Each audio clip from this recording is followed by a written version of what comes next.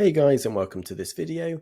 In this video, I'm going to show you how to share question responses on your Instagram story. If you guys are new to the channel, if you could give us a like and consider subscribing, that would be amazing. Okay, let's get straight into it. So if you've actually posted a question on your story and then people have replied to you, then you can actually take those responses and answers and post them again on your story to show other people the outcome of the question. Okay, so the first thing you're going to want to do is actually click on your story and you'll be able to see the question that you actually asked. Then what you're going to want to do is actually swipe up and you'll be able to see the responses underneath. And on this occasion, we obviously have the one. And then what you'll be able to do is select that response and choose what you want to do with it. So you can either share the response, delete it, or actually message that particular person that responded to you.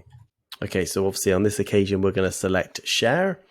And then it will come onto this next screen where it either wants you to take a video or take a picture with that on top of it, or you can just have a blank screen like I have, just black in the background, and then just post the response. And then you can post that to your story.